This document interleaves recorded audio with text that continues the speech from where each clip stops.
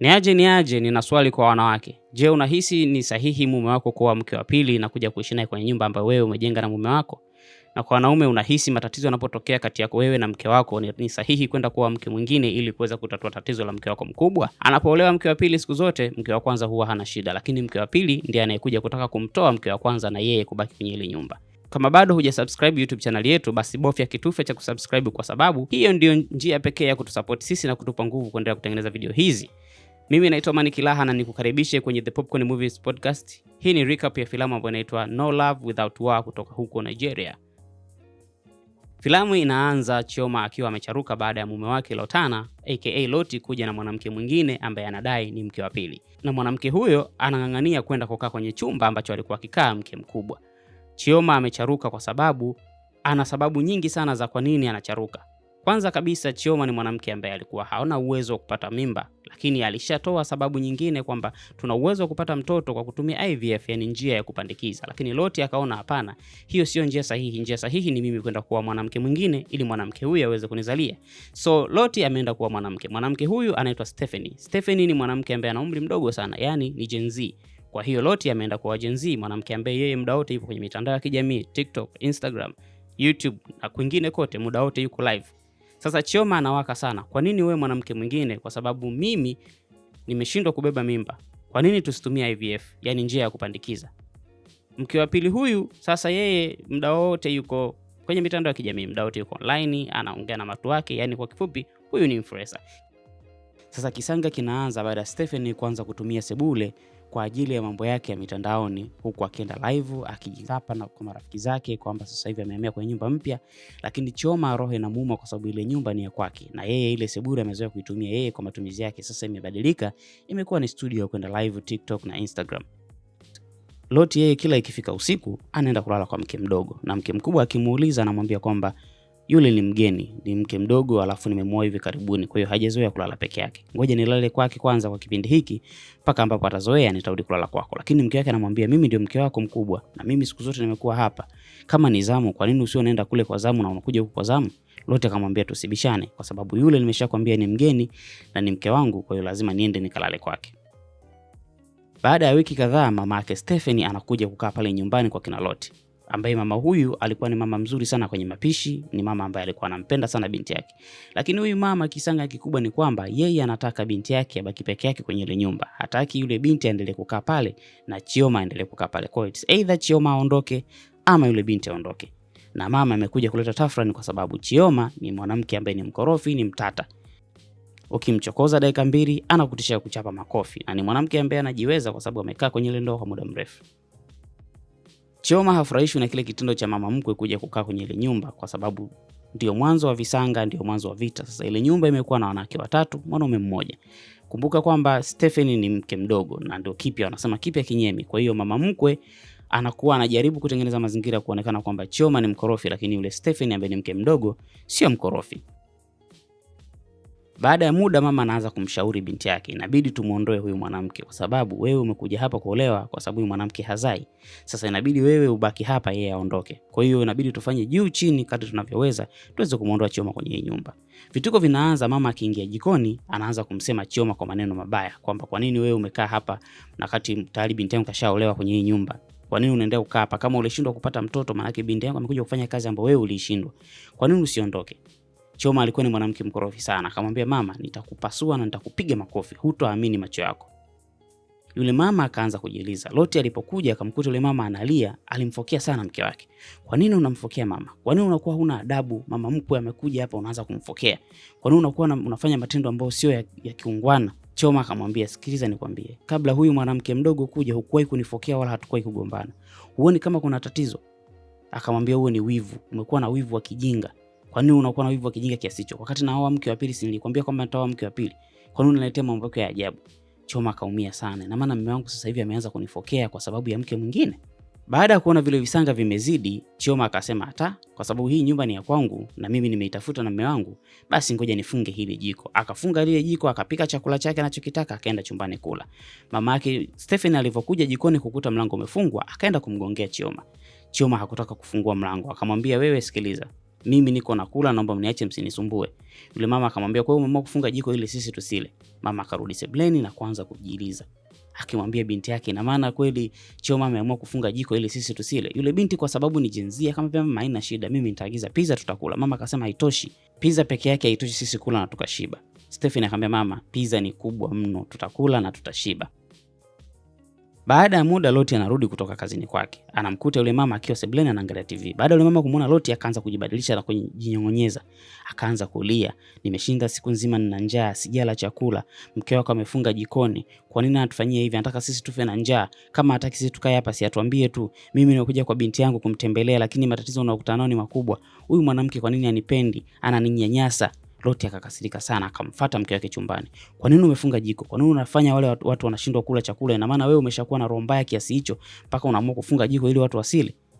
Kuna siku yule mama aliweka sauti kubwa sana sebuleni akiwa anacheza muziki kama tabia ilivyo ya binti yake. Chioma zile kelele zikamkela na kumfuata na kumwambia mama, kwa nini unaweka sauti kubwa kiasi hicho? Kama ni muziki, kwa nini uweke muziki mkubwa kiasi hiki? Huwezi kusikiliza kistaarabu tu? Yule mama akaanza kumjibu vibaya. Wakati wanaendelea kubishana, Chioma akamtishia kutaka kumpiga yule mama. Yule mama bahati mbaya akajimwagia kinywaji. Mara Loti akaja akiwa na Stephanie. Ikawa ndio sababu sasa yule mama akaanza kujiliza. Unataka kunipiga? Yaani mimi nimekuja hapa kukaa kwa mwanangu, unatishia kunipiga, unataka kuniua? Basi niue tu. Wakati wa mabishano Loti akampiga kofi mke wake.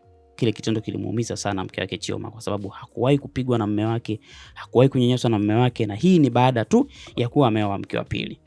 Chioma alienda kwa rafiki yake na kumuelezea matatizo yale yanayotokea kwenye familia yake. Akasema mimi mume wangu amebadilika sana.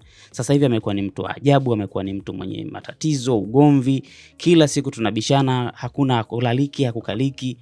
Akamwambia wewe nisikize nikwambie, mume wako anakupenda sana. Mpaka imefikia sehemu anaamua kuoa mke mwingine, basi kutakuwa kuna changamoto. Akamwambia hamna changamoto nyingine zaidi ya kupata mtoto. Na mimi nishamwambia tutumie njia ya kupandikiza, lakini yeye hasikia. Akamwambia vumilia rafiki yangu kwa sababu huyo ndio mume wako. Wakati usiku wamelala, Stephanie akamwamsha Loti. Akawa anamuita Loti, Loti baby, amka. Loti akatoka usingizini akamuuliza unataka nini? Akamwambia kuna nywele nimeziona hapa ambazo ni human hair, nahitaji ununulie. Loti akamuuliza ina maana umeniamsha usingizini kwa sababu ya kuniambia habari za nywele? Akamwambia sasa baby, nisipokuambia wewe nitamwambia nani? Hizi nywele nataka uninunulie, ni pea 2 tu, zinauzwa 2.5 milioni. Loti akashtuka, milioni 2.5? Manake ina maana kama ni nywele moja 2.5 milioni, manake pea 2 ni 5 milioni hiyo. Akamwambia baby ninunulie, nazipenda sana. Loti akawa amezuga, akaanza kushtuka kwamba kwa nini huyu mwanamke anaanza kutaka vitu vya bei kubwa. Mimi tu mke wangu mwenyewe sijawahi kutumia zaidi ya 400,000. Halafu huyu anataka nywele za 2.5 milioni, yani nywele za 5 milioni. Akamwambia sawa nitakununulia mke wangu. Kesho yake asubuhi mama yake Stephanie akamuita Loti akamwambia nina shida. Akamletea pale chakula. Wakati wanakula akamwambia mimi nina changamoto moja, mgongo umekuwa ukinisumbua sana, alafu nahisi maumivu, kwa hiyo nahitaji kununua kile kiti cha kukalia ambacho kinafanya massage, wanakiita massage chair.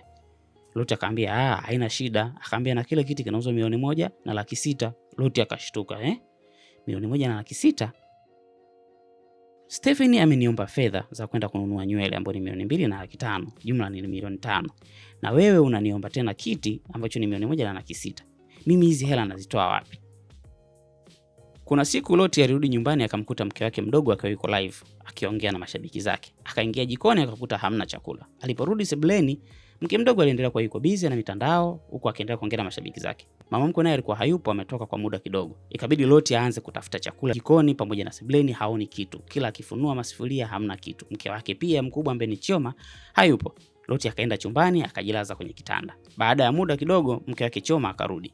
Aliporudi Loti akaanza kumfokea. Kwa nini hujapika chakula? Kwa nini umeondoka hujaacha chakula nyumbani? Akamwambia mke wako mdogo si yupo? Kwa nini asipike chakula? Akamwambia unajua kabisa kwamba yule mwanamke kupika sio vitu vyake. Yule ni mtu wa mitandaoni, mambo ya kupika sio mambo yake. Akamwambia kwa hiyo mimi mambo ya ndoa za mitaala ndio mambo yangu?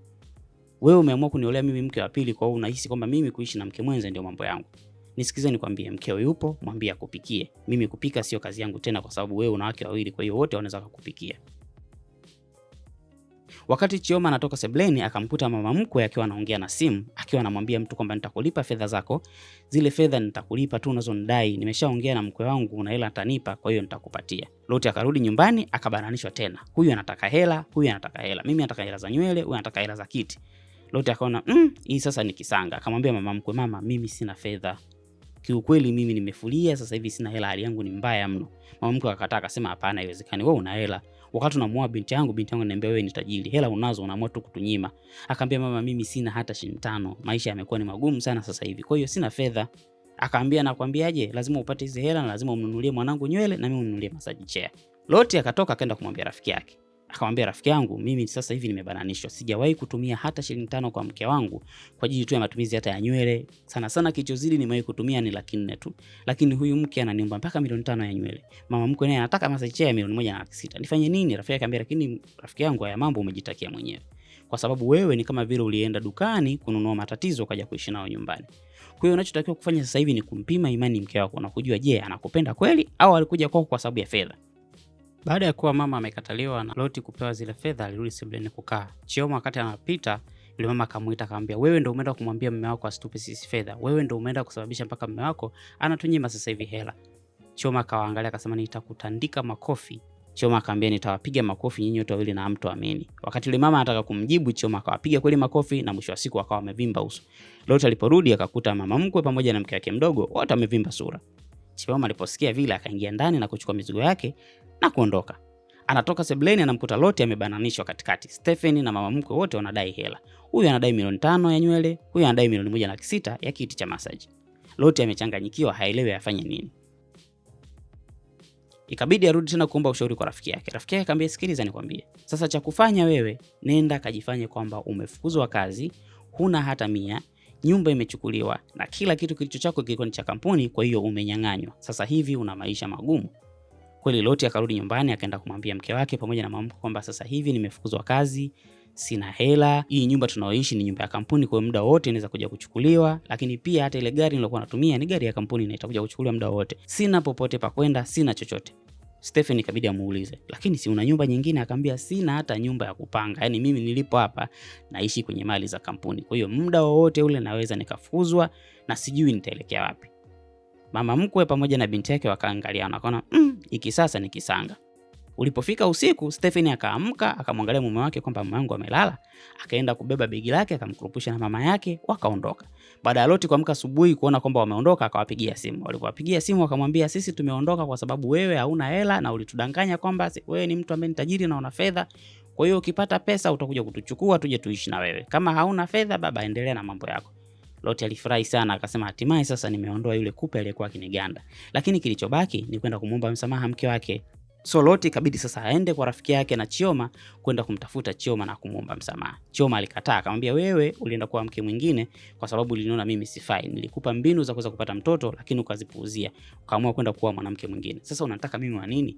Loti akajutia sana, akamwambia, nilikosea sana. Kiukweli wewe ndio mwanamke ambaye unanifaa na ninafaa kuishi na wewe. Naomba unisamehe tuishi pamoja. Mimi ni mume wako. Sitorudia tena haya makosa, nimejifunza. Chioma alimuonea huruma mume wake, akamsamehe na wakarudi kuishi pamoja. Na filamu hii inaitwa No Love Without War kutoka huko Nigeria, na mimi naitwa Amani Kilaha. Kama bado hujasubscribe YouTube channel yangu, basi naomba usubscribe kwa sababu hiyo ndio njia pekee ya kutusupport na kutupa nguvu ya kuendelea kutengeneza video nyingine. Bye bye, see you next episode.